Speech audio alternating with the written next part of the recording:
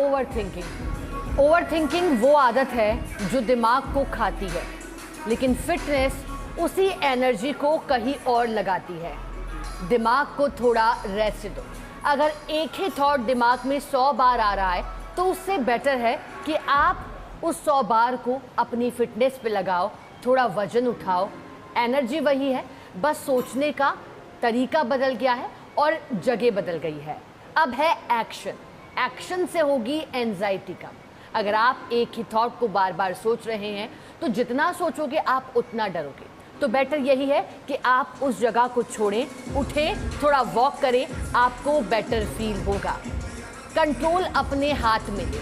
देखिए, ज़िंदगी आपकी है, 90% चीज़ें भी आपके हाथ में ही है। आपको कब सोना है, कब उठना है और आपको कितना चलना है, फिटनेस के लिए कितना करना है, ये सब चीज़ें आपके कंट्रोल में है। तो बस आपको ये कंट्रोल अपने माइंड के हाथों में नहीं देना है, बल्कि वो कंट्रोल वापस लेना है और अपने जीवन को बेहतर बनाना है। तो फिटनेस की जर्नी आपकी ओवर थिंकिंग की आदत को खत्म करेगी। नमस्कार, वेरी गुड मॉर्निंग जयपुर। मैं हूँ आपके साथ शिखा शर्मा।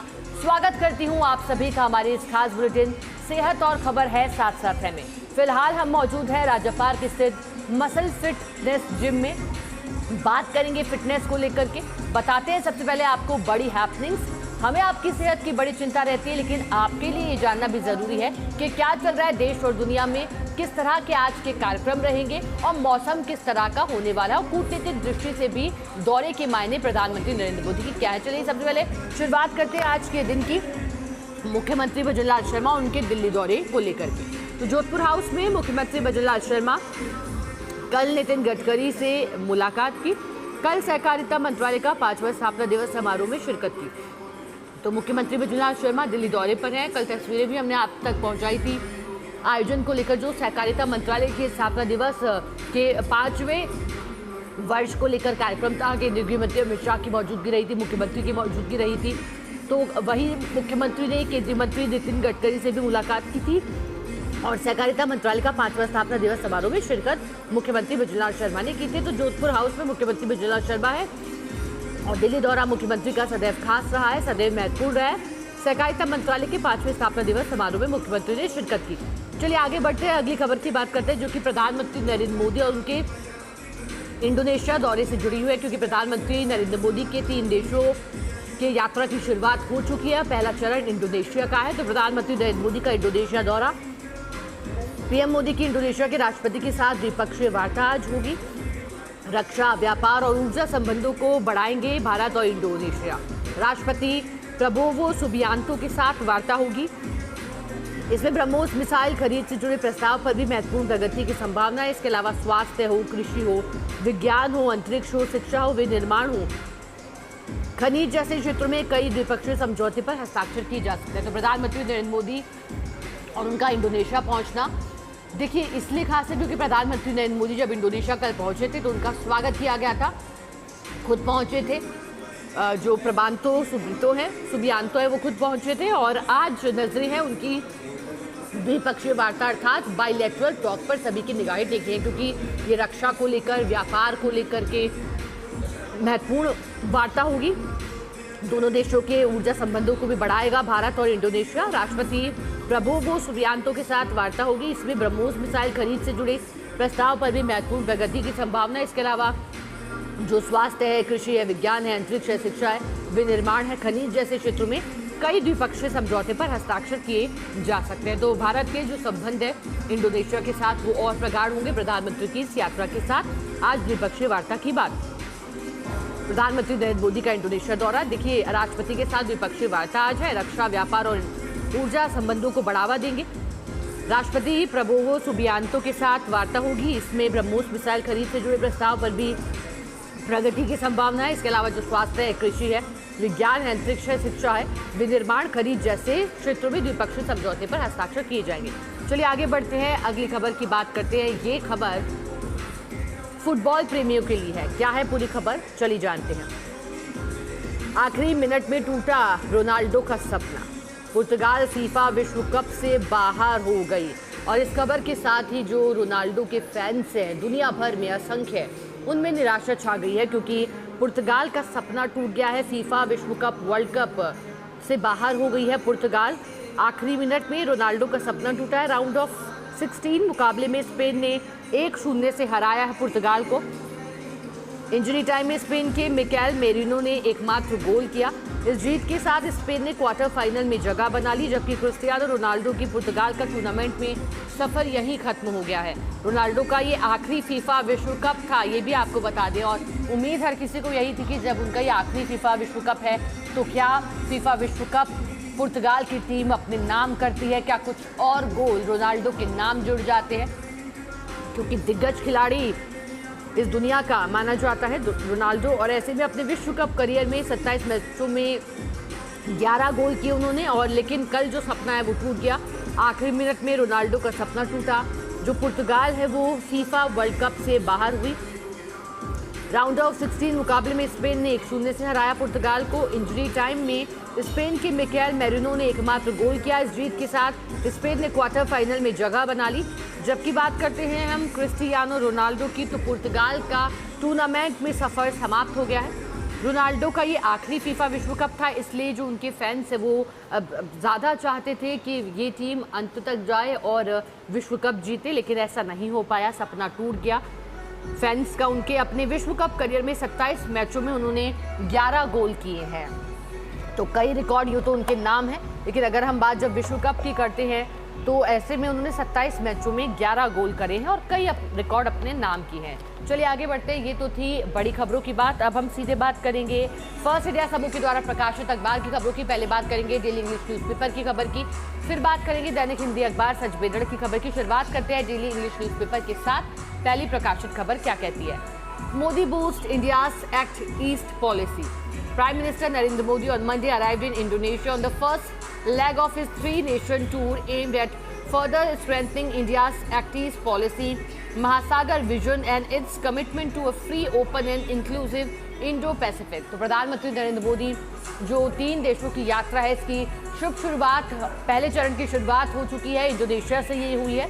और प्रधानमंत्री नरेंद्र मोदी इंडोनेशिया पहुंचे, उनको खुद वेलकम किया गया। जो प्रभावो सुबियांतो है, उन्होंने प्रेसिडेंट इंडोनेशिया के राष्ट्रपति, उन्होंने प्रधानमंत्री नरेंद्र मोदी का स्वागत किया, ये देखिए तस्वीरों में। और उनके साथ साथ जो मंत्री हैं इंडोनेशिया के वो भी पहुंचे थे प्रधानमंत्री नरेंद्र मोदी को रिसीव करने के लिए। लेकिन अब जो निगाहें हैं वो प्रधानमंत्री नरेंद्र मोदी के पहुंचते ही इंडोनेशिया भारत के संबंधों को मजबूत करने पर हो गई है। बात अब इंडियाज एक्ट ईस्ट पॉलिसी की भी हो रही है, महासागर का जो विजन है उसकी भी बात हो रही है, और साथ ही जो कमिटमेंट है खासतौर पर इंडो पैसिफिक इंक्लूसिव कमिटमेंट, इसमें भी मजबूती देने की बात हो रही है। In special gesture Modi was received by Indonesian president Prabowo Subianto at the airport. जैसा कि हमने आपको बताया कि एक विशेष रूप से प्रधानमंत्री नरेंद्र मोदी को रिसीव करने के लिए पहुंचे थे जो प्रेसिडेंट है प्रभावो सुबियांतो, प्रधानमंत्री नरेंद्र मोदी को रिसीव करने पहुंचे। बता दें कि in addition 4 minister were also present to receive PM Modi who was accorded a traditional ceremonial welcome. और प्रधानमंत्री नरेंद्र मोदी को फिर इंडोनेशिया की संस्कृति के हिसाब से उनका स्वागत किया गया, प्रधानमंत्री नरेंद्र मोदी का वेलकम किया गया और गर्मजोशी से मुलाकात भी प्रधानमंत्री नरेंद्र मोदी की हुई। अब और जैसा कि हमने आपको बताया, अब निगाहें टिकी हैं द्विपक्षीय वार्ता पर, बायलैटरल टॉक पर। चलिए आगे बढ़ते हैं, खबर की बात करते हैं। Shah hills Golden era of cooperation. Union Home and Corporation Minister Amit Shah said the corporation life insurance company will be established to expand business areas of cooperatives. He also said the service of Bharat Taxi would be expanded to 500 cities over the next 2 years. तो प्रधानमंत्री नरेंद्र मोदी की मौजूदगी रही कल, जो सहकारिता से जुड़ा कार्यक्रम था, जो कि सहकारिता मंत्रालय जिसकी शुरुआत आज से 5 वर्षों पहले हुई थी, 2021 में हुई थी। पहले ये अधीन आता था कृषि मंत्रालय के, फिर इसे अलग कर दिया गया, सहकारिता मंत्रालय बना दिया गया। अब इसकी स्थापना के 5 वर्ष होने के मौके पर एक कार्यक्रम रखा गया था, जिसमें राजस्थान से भी मुख्यमंत्री भजनलाल शर्मा पहुंचे थे, केंद्रीय गृह मंत्री अमित शाह की मौजूदगी थी। इस दौरान केंद्रीय गृह मंत्री अमित शाह ने कहा, उन्होंने कहा कि किस तरह से सहकारिता से समृद्धि के जो लक्ष्य है वो हासिल की जा रहे हैं। और साथ ही गृह मंत्री अमित शाह ने जिक्र किया भारत टैक्सी का। उन्होंने कहा कि जो भारत टैक्सी है इसकी सेवाओं को आने वाले वर्षों में, और 2 वर्षों का उन्होंने जिक्र किया, उन्होंने कहा कि आने वाले 2 वर्षों में जो टैक्सी है भारत टैक्सी से देश के 500 शहरों तक इसकी सेवाओं को और बढ़ा दिया जाएगा। ये बात गृह मंत्री अमित शाह ने की। Addressing the function at Bharat Mandapam in new Delhi on the 5th foundation day of the Ministry of Corporation. Shah said that very significant achievement could be accomplished through small and sustained efforts. और इतना ही नहीं, गृहमंत्री अमित शाह ने कहा कि जो अचीवमेंट है वो किए जा चुके हैं इस मंत्रालय के द्वारा और भी भविष्य में किए जाएंगे और इन सब में महत्वपूर्ण भूमिका है। छोटे छोटे कदम हैं जो लिए जाते हैं, स्टेप्स जो लिए जाते हैं, उनके बलबूते ही भविष्य में और भी अचीवमेंट्स आपको दिखाई देंगे। चलिए आगे बढ़ते हैं, अगली खबर की बात करते हैं। Temple trust displays Ramcharitmanas worth ₹5 crore से कॉस्टली डोनेशन सेव।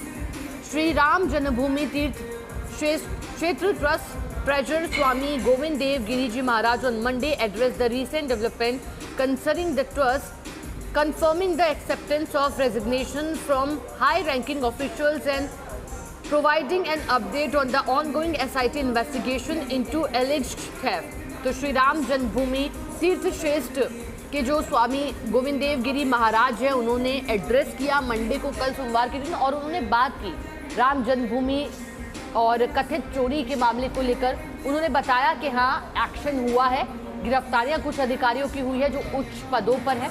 उन्होंने इसकी भी बात की कि जो बाकी चढ़ावा है, जो अमूल्य है, जो महत्वपूर्ण है, उन्होंने उसका भी जिक्र किया। उन्होंने कहा कि सभी सुरक्षित है, खासतौर पर जो रामचरितमानस है जो 5 करोड़ की है वो भी डिस्प्ले की गई, देखिए तस्वीरों में आप देखेगा।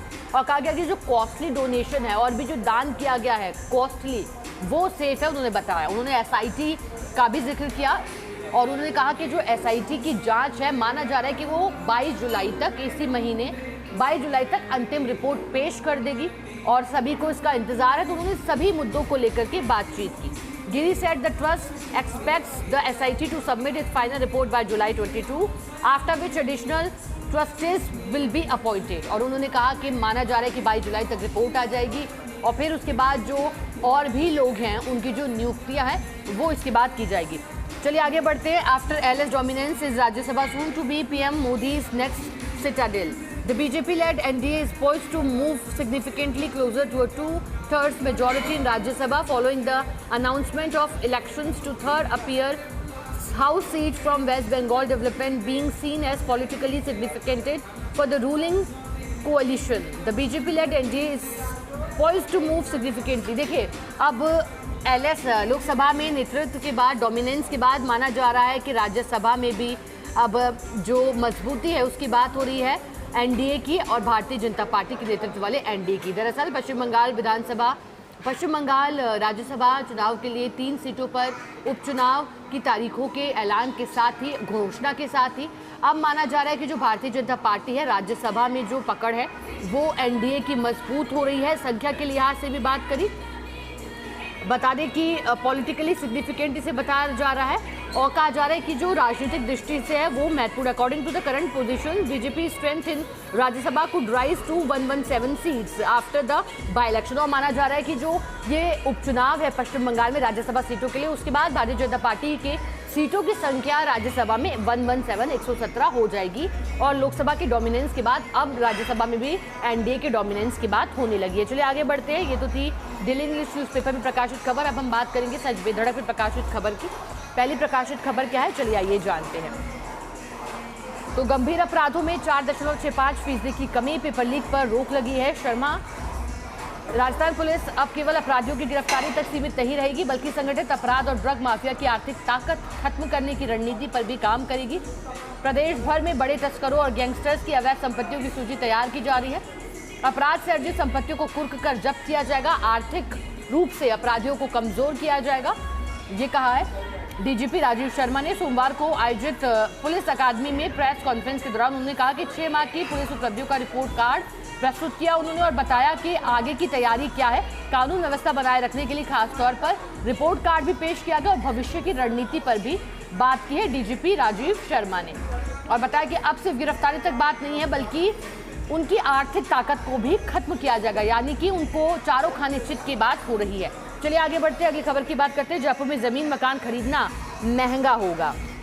कितना महंगा होगा, क्यों महंगा होगा, चलिए पूरी खबर में जानते हैं। जयपुर में जमीन और मकान खरीदना अब और महंगा होगा। कलेक्ट्रेट सभागार में जिला कलेक्टर संदेश कुमार नायक की अध्यक्षता में आज जिला दर निर्धारण समिति की बैठक में DLC दरों में 5 से 49% तक बढ़ोतरी के प्रस्तावों का अनुमोदन किया है। सरकार ने 50% से कम बढ़ोतरी वाले प्रस्तावों को सैद्धांतिक मंजूरी दे दी है, जिन्हें अगले 7 दिन में लागू कर दिया जाएगा। बैठक में सब रजिस्ट्रार कार्यालयों से प्राप्त प्रस्तावों पर विस्तार से चर्चा की गई और अधिकारियों ने शहर और ग्रामीण क्षेत्रों की मौजूदा बाजार परिस्थितियों के आधार पर इस संशोधन को सहमति दे दी, जिसके बाद माना जा रहा है कि जो दरें हैं वो बढ़ जाएगी और ज़मीन मकान खरीदना अब और बढ़ते समय के साथ और महंगा हो जाएगा, ऐसा माना जा रहा है। चलिए आगे बढ़ते अगली खबर की बात करते हैं। ये खबर सुकून देने वाली है। मानसून का मंगल प्रवेश राजस्थान में हो गया है और बारिश का दौर जारी है। क्या है पूरी खबर, कहाँ अधिक बरसे मेघ, चली जानते हैं। बंगाल के सिस्टम से प्रदेश में बारिश का प्रहार है। बंगाल की खाड़ी में बने मजबूत वेदर सिस्टम का असर है। सक्रिय लो प्रेशर एरिया के असर से राजस्थान में मानसून पूरी तरह सक्रिय है। 10 जुलाई तक अति भारी बारिश का दौर जारी रहने की संभावना है और कई जिलों में बारिश को लेकर के अलर्ट जारी कर दिया है। सबसे अधिक जयपुर जिले में हुई है। चलिए आगे बढ़ते हैं, अब अगली खबर की बात करते हैं। महत्वपूर्ण खबर है, करौली से खबर है। पांचना बांध से नहरों में पानी छोड़ने का मामला। बता दें कि कल सुबह पांचना बांध की नहरों में निकासी शुरू हुई है। अब कल तकनीकी खराबी के चलते पानी नहीं पहुंच पाया था। रात भर बांध पर तकनीकी खामी दूर करने की मशक्कत चलती रही। पुलिस प्रशासन के आला अधिकारी, जल संसाधन विभाग के अधिकारी रात भर मौके पर रहे। कड़ी मशक्कत के बाद तड़के 5 बजे नहरों में पानी छोड़ा गया। जल संसाधन विभाग जयपुर के अधीक्षण अभियंता विजय कुमार शर्मा ने जानकारी दी है। नहरों में पानी नहीं आने को लेकर के कुसाई, गाधौली, कैमला, कटकड़ मोड़ और अन्य रास्तों में शाम को जाम लग गया था। तो पांचना बांध से नहरों में पानी छोड़ने के मामले में नहरों में निकासी शुरू कर दी गई है। कल तकनीकी खराबी के चलते पानी नहीं पहुंच पाया था। रात भर बांध पर तकनीकी खामी दूर करने की मशक्कत चलती रही।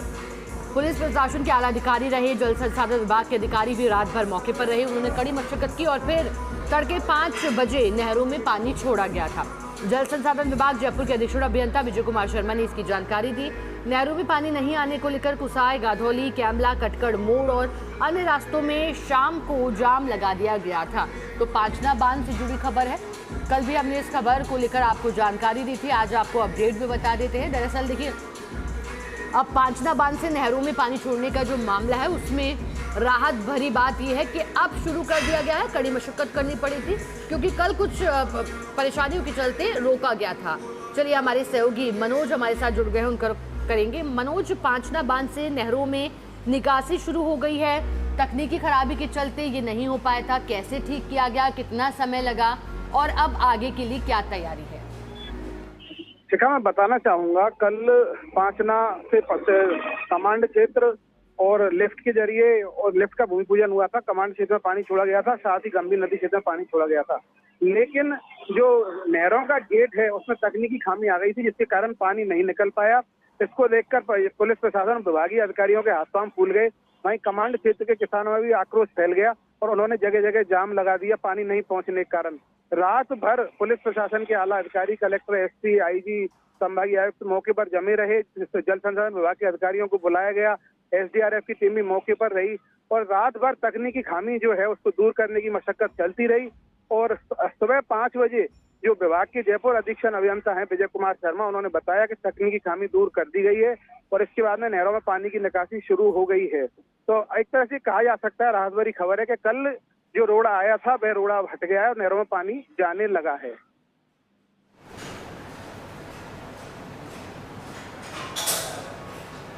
बिल्कुल, और जैसा कि आपने बताया मनोज, राहत भरी खबर ये है क्योंकि अब तकनीकी खराबी ने कुछ अड़ंगा ज़रूर लगाया था, लेकिन अब उस पर सुधार कर लिया है। बहुत शुक्रिया आपका मनोज, साथ जुड़ने के लिए, विस्तार से जानकारी के लिए। चलिए, तो जैसा कि हमारे सहयोगी मनोज जैन जानकारी दे रहे थे, उन्होंने बताया कि पांचना बांध से नहरों में पानी छोड़ने के मामले में अब राहत भरी बात सामने आई है। पहले जो हमने बात की थी बड़ी हैपनिंग्स की, चलिए अब बिना समय गवाए बात करते हैं फिटनेस की, क्योंकि हमें आपकी फिटनेस की बड़ी चिंता रहती है और हम यही चाहते हैं कि आप भी फिट रहें। जो डाउट हैं आपके वो सभी क्लियर हों, क्योंकि हम मौजूद हैं आज राजा पार्क स्थित मसल फिटनेस जिम में और हमारे साथ यहाँ के जो कोच हैं सचिन कुमार, फिटनेस कोच हैं, वो मौजूद हैं। चलिए जानते हैं, इनसे बात करते हैं फिटनेस को लेकर। सचिन जी, वेलकम हमारे साथ जुड़ने के लिए।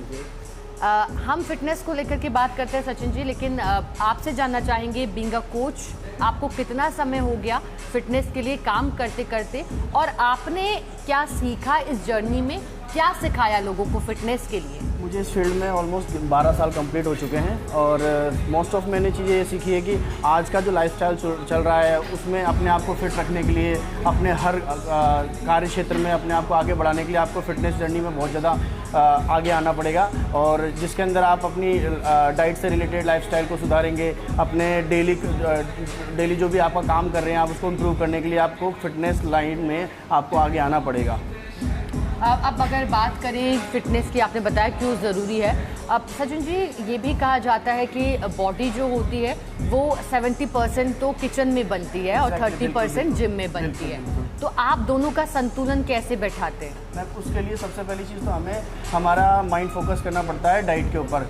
नॉर्मली हम पूरे दिन भर के 24 घंटे में से 1 से 1.5 घंटा जिम के अंदर देते हैं। उसके बाद जो मोस्ट ऑफ टाइम होता है हमारा घर के अंदर होता है, जहाँ पे हमें मेनली हमारे न्यूट्रिशन का ख्याल रखना पड़ता है। बिकॉज 1-1.5 घंटा हम अपने जिम के अंदर मसल को ब्रेक डाउन करते हैं, अब उसकी रिकवरी हमारे लिए बहुत ज़्यादा मोस्ट इंपॉर्टेंट होती है। उसी के रीज़न से हमारा मसल ग्रो होता है। तो उसके लिए सबसे पहले हमें हमारे जो डेली लाइफस्टाइल है उसके अंदर हमारे न्यूट्रिशन का, हमारे प्रोटीन, कार्ब्स, माइक्रो न्यूट्रिएंट्स, सब चीज़ों का ख्याल रखना पड़ता है। तो इसीलिए ज़्यादा इंपॉर्टेंट हमारा जो 70% रोल होता है हमारा बॉडी और मसल ग्रो करने के लिए हमारी डाइट होती है, देन उसके बाद हमारा वर्कआउट प्लान होता है। अब सचिन जी, क्योंकि इस खास बुलेटिन को अब हम समाप्त भी करेंगे, चाहेंगे कि एक फिटनेस टिप्स आज जो आप देखना चाहें, जो आपको देख रहे हैं उन सभी के। मैं सबसे पहले आप सबसे एक आग्रह करना चाहूँगा, आज के टाइम पे जैसा हमारा खान पीन चल रहा है, जैसा हमारा लाइफस्टाइल चल रहा है, उस चीज़ को मद्देनज़र रखते हुए आप सबको जिम में मॉर्निंग में, इवनिंग में या फिर मोस्टली जब भी आपको टाइम मिले, ऐसा कोई मेजर रूल नहीं है कि आपको मॉर्निंग में वर्कआउट करना है, इवनिंग में वर्कआउट करना है। आप जब माइंडसेट आपका फ्री हो, जब भी आप फ्री हो, आपको वर्कआउट जरूर करना है। स्ट्रेंथ ट्रेनिंग,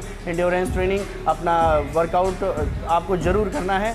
और सबसे जो मोस्ट इम्पोर्टेंट चीज़ है कि वर्कआउट के बाद आप अपनी अच्छी मील लें, आपका प्रॉपर न्यूट्रिशन वाली मील होनी चाहिए। उसके लिए आपको अपने कोच से या फिर अपने जिम में जो भी आपके ट्रेनर है उसके साथ आप कंसल्ट कर सकते हैं, हेल्प ले सकते हैं। बहुत धन्यवाद सचिन जी आपका हमारे साथ जुड़ने के लिए, फिटनेस को लेकर बात करने के लिए। तो ये है हमारे साथ सचिन कुमार, जिन्होंने फिटनेस को लेकर बात की और बताया कि फिटनेस में कितना महत्वपूर्ण रोल है डाइट का भी, और ये भी ज़रूरी है कि आप अपने आप को जिम तक सीमित ना रखें, आप घर पर भी अपने लिए समय निकालें और रोज़ 1 घंटा अपनी सेहत को ज़रूर दें। तो चलिए, हम भी आपसे अंत में यही कहेंगे कि कोई भी चीज़ पहले घबराहट देती है, डर देती है, हिचकिचाहट देती है, लेकिन अपना माइंडसेट आप अगर बदलोगे तो आप अपनी दुनिया को बदल लोगे, और इस दुनिया बदलने में आपकी मदद आपकी फिटनेस ही करेगी। तो अपनी फिटनेस के लिए काम करते रहें। चलिए, आज के लिए हमारे इस खास बुलेटिन में बस इतना ही। आपको छोड़े जाते हैं महाकाल की विशेष आरती के साथ। दर्शनों का लाभ लीजिए। नमस्कार।